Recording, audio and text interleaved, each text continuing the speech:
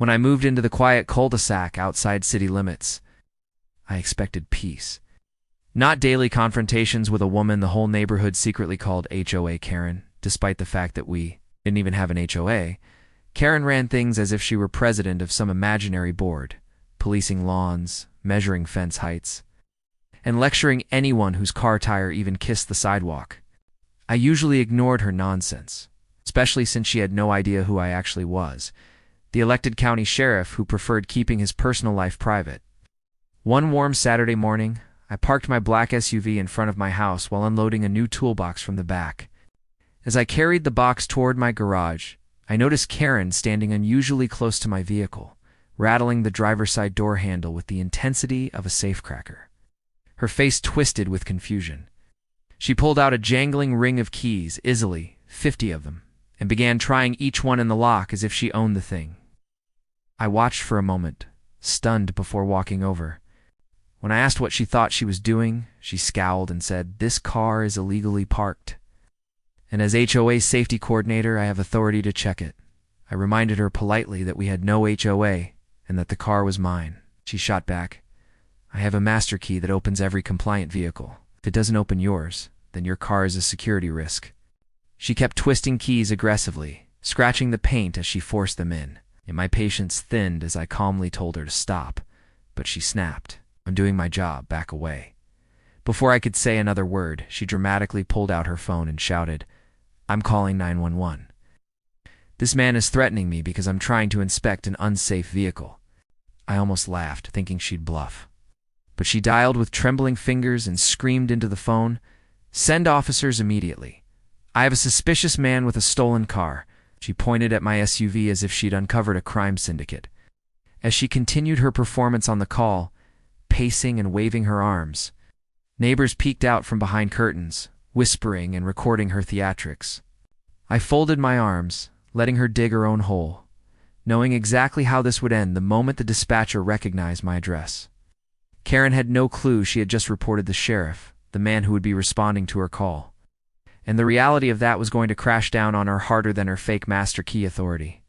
Karen strutted around like she had single-handedly saved the neighborhood from some imaginary threat, walking circles near my SUV while muttering phrases like criminal behavior and uncooperative suspect. I leaned against my fence, arms crossed, watching her pretend to secure a crime scene that didn't exist.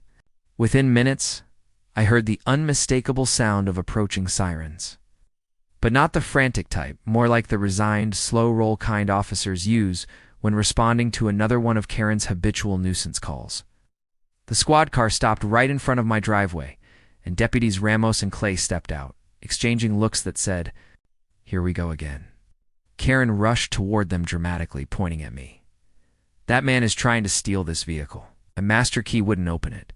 You need to arrest him immediately." Clay raised an eyebrow, glancing at me while trying not to laugh. Ramos cleared his throat and said, "Ma'am, this address belongs to," but she cut him off. "Know who lives here?" she barked. "Some shady man who never participates in community meetings?" Ramos tried again. "Ma'am, this vehicle belongs to a criminal," she insisted. "Look at him. He's standing there like he's waiting to run." I shook my head slowly. Ramos finally gave up trying to reason with her and signaled me with his eyes. "Ready?" I nodded. Clay walked over to Karen. "Ma'am, could you step aside for a moment? We need to confirm the vehicle owner." She puffed out her chest and said, "I already confirmed it. It's suspicious. A master key works on every compliant car in this neighborhood." Clay stared at her, peering as if wondering how a grown adult believed such nonsense. Ramos turned to me and said, "Sheriff, you want to handle this?" Karen froze mid-rant, blinking rapidly. "Sure, Sheriff," she repeated, her voice cracking. "What sheriff?" Clay pointed directly at me. "Him, Sheriff Dalton, the owner of the vehicle." Her face drained of color so fast I thought she might pass out. She looked at me with wide, horrified eyes, her mouth opening and closing like a malfunctioning fish. You're the sheriff," she squeaked. I nodded. "Yes, ma'am." "And you tried to force random keys into my vehicle." She swallowed hard, clutching her keyring like a security blanket. I thought I was preventing a crime." Ramos sighed. "Ma'am, you created one. Called 911 under false pretenses. Attempted to access a private vehicle, and wasted police resources." Again. Karen looked like she wanted the earth to swallow her whole. For the first time since I'd moved there, she was completely speechless, and the real consequences were just beginning. Karen's sudden silence didn't last long. Its embarrassment settled into panic. She began stumbling through excuses faster than a politician at a scandal conference. I didn't know. Was just trying to help the community. I thought his car was suspicious. Clay crossed his arms. A black SUV, in the driveway, where it always is. Psh.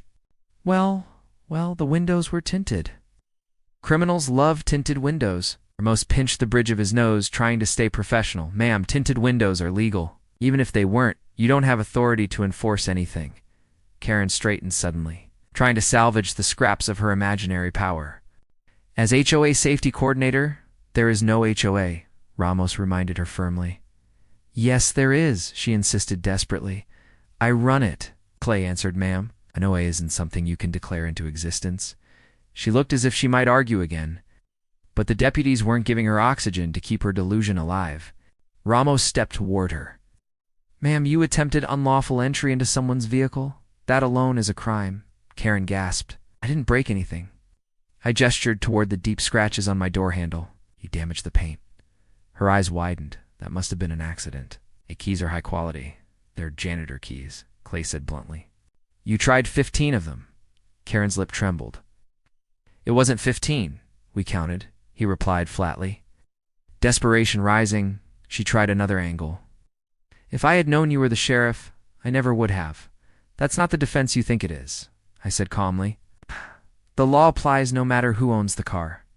She froze again, realizing she had effectively admitted she only respects people she fears. Neighbors had now gathered in small clusters along the sidewalk, trying and failing to hide their amusement. Phones were out, cameras were rolling. Karen's downfall was becoming a neighborhood spectacle. She turned and hissed at them, "Stop recording. This is official HOA business." A teenager shouted back, "What HOA? You're the whole board." Laughter rippled through the crowd. Karen spun back to us, breathing hard. Look, this is obviously a misunderstanding. I'll just go home. She attempted to retreat, but Ramos stepped into her path. Ma'am, you called 911 with a false report. You created an emergency response when there was no emergency. You don't just walk away from that. Karen froze, fear tightening in her throat. Am I being detained? Clay nodded. Pending investigation, yes. Her knees wobbled. I'm a respected member of the community. A neighbor yelled. Respected by who? Karen looked shattered. The imaginary authority she'd built for herself was crumbling, and the next part was going to crush what was left of her false empire. Karen's breathing grew shallow as the gravity of her situation sank in. For the first time since she'd appointed herself neighborhood ruler, she had no control. No imaginary authority, no one backing her theatrics. Ramos guided her toward the patrol car, not handcuffing her yet, but making it clear she was not free to leave. Ma'am, we're not taking you in today, he said, but we are documenting this incident. The sheriff will determine whether charges are filed. She turned to look at me with wide, pleading eyes. Sheriff Dalton, please. I didn't mean to do anything wrong. I was just trying to keep the neighborhood safe. I walked up slowly, letting her feel the weight of her choices. Karen, you didn't keep the neighborhood safe. You created chaos and wasted resources. You harassed a homeowner, tried to break into a vehicle, called 911 with a fabricated emergency, frightened half the cul-de-sac for no reason. She clutched her arms. But I only wanted people to follow rules. Rules you made up, I reminded her. A tear slid down her cheek. I can fix this. I'll repaint your door handle. I'll apologize. I'll step down from the HOA. There is no HOA, Clay muttered. She sniffed. Well, then I resign. From whatever I thought I was doing, silence hung for a moment. The neighbors watched, waiting to see how harsh the outcome would be. I studied Karen. She wasn't malicious, just desperately controlling, lonely, and addicted to authority she never had. Finally, I spoke.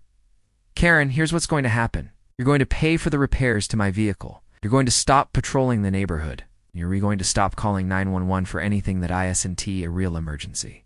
She nodded rapidly. Yes, of course. Absolutely. I'll never do anything like this again. Ramos leaned in. And if you do, We won't be as lenient next time." Karen swallowed so hard I heard it. The deputies released her, and she shuffled away, shoulders slumped, massive keyring jingling like a funeral bell for her imaginary authority. Neighbors dispersed, whispering and chuckling, relieved the tyranny was over. I looked at my scratched SUV and sighed. It would take a solid touch-up job to fix the damage. But as I headed back to my garage, Clay nudged me. "Sheriff, I gotta say, that was the quietest I've ever seen her." I smirked. Maybe now she'll finally understand that the law isn't a toy for her to play with. As Karen disappeared into her house, blinds snapping shut behind her, the neighborhood finally breathed freely, and for the first time since moving in, I knew peace had officially returned to the cul-de-sac.